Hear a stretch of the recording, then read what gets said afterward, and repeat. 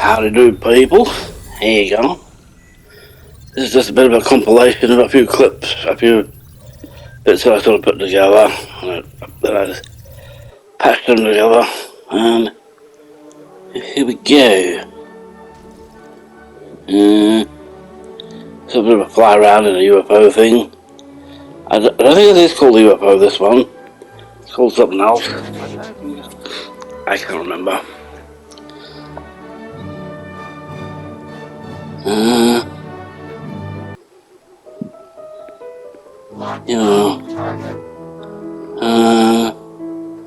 I'll just have a bit of a fly around.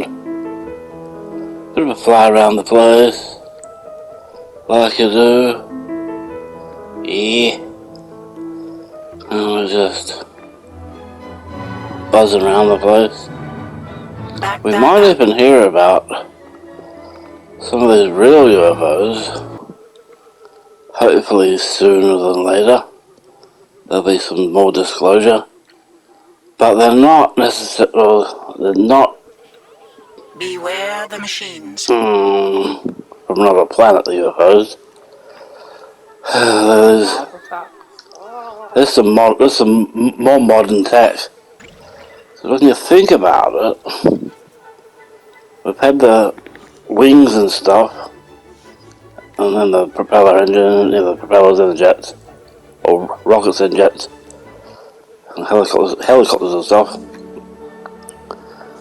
We're just gonna get into some of the more modern type things, and they only look a bit like a frisbee, or anything. Or it could even be like even a Tic Tac. And actually, the Tic Tac is one of the UFOs that's what they call it, a Tic Tac.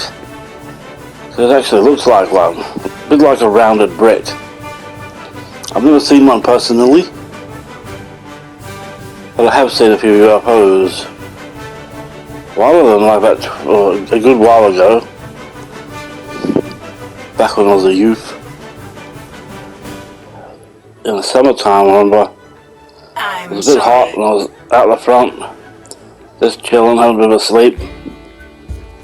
Then all of a sudden, a blue haze sort of popped around, and then I saw the blue haze and was wondering about that, and I heard it scared a whole bunch of cockatoos.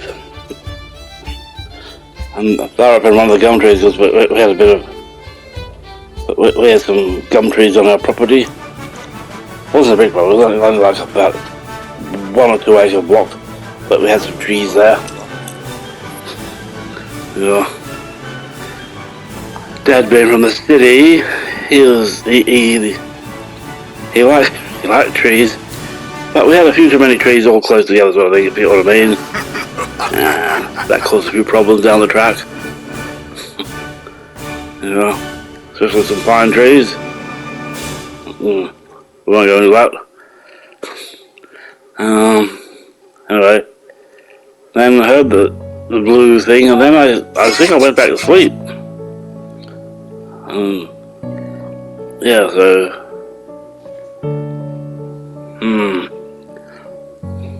it definitely was a big sort of blue light that sort of was above it, and everything was silent.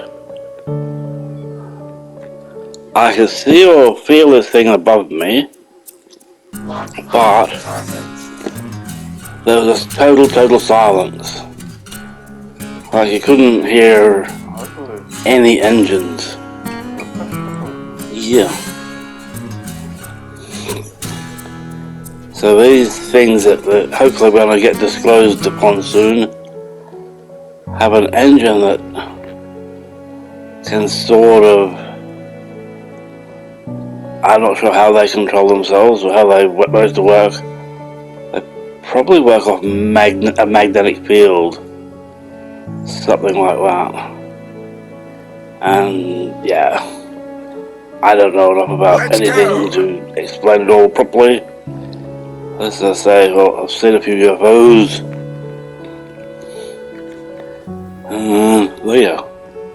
Beam me down.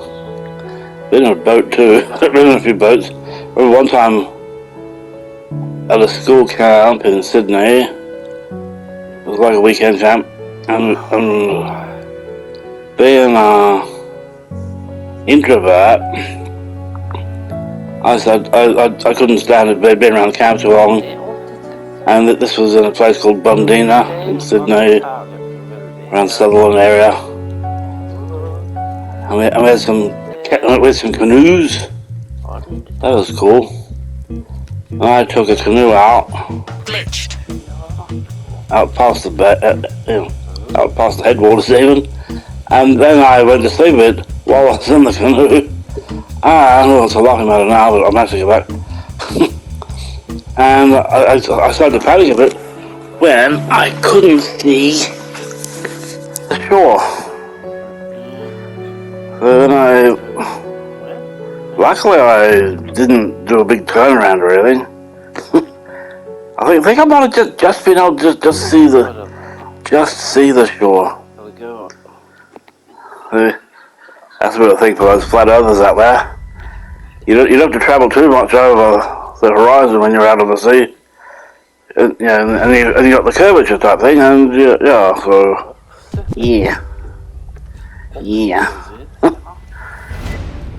And I paddled for about like half an hour or 40 minutes, and then I managed to see the shore, and then I started to paddle towards the beach. That was really hard because it's really hard in a canoe, especially if you got some. Where I was trying was sort of hard to paddle up the beach.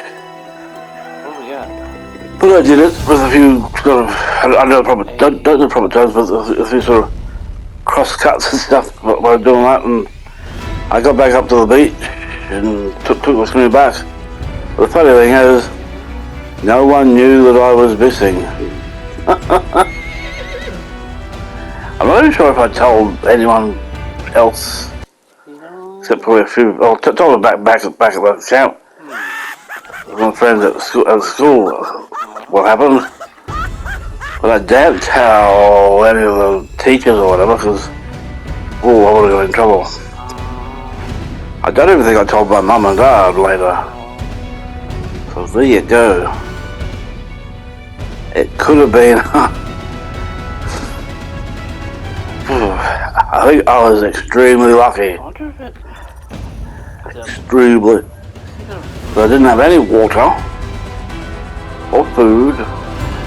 I might have had a bit. I'm not sure, but summertime in Australia, you can't keep chocolate or anything in your pocket too long because it'd melt. I don't think I had any food or anything there. So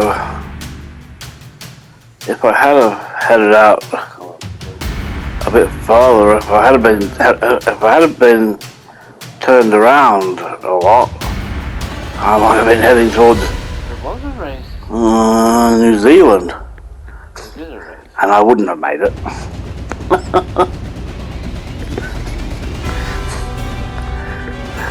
Then I wouldn't be talking to you now. Aren't you so lucky? Yeah.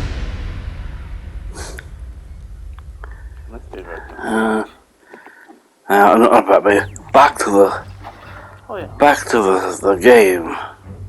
What are we doing here? We're in our little sail, not sailor suit, God. Our astronaut suit. What's the name of this one? Silent Green. That's a sci-fi movie about what to do with So like a futuristic one. I don't want to ruin the story for anyone. Futuristic one's got child nest in it, about the 1970s. Set in the future. I'm sure I saw someone. And I think there's a apparent shortage of protein. That's all I'll say. And the company was called Silent Green. I'm not sure how to pronounce it or even spell it. Soylent or I don't think it was Silent, it was Soylent Green. Yeah. It has a few memes and stuff around. I'll let you. Even if you get near the proper name, I'm pretty sure it'll. Some of the memes and stuff will pop up, and maybe the movie will pop up. Yeah.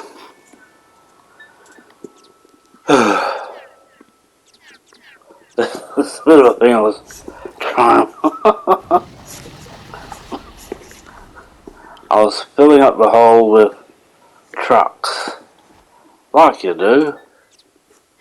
Yeah. I feel that there's got a little door down the bottom of this little bunker type thing, but there's not. There's unless it was like part of a DLC that they didn't bring up, or it was part of the game that they did, and they got a bit too ambitious, and they went over budget. Anyway, thank you, bye bye, catch you later.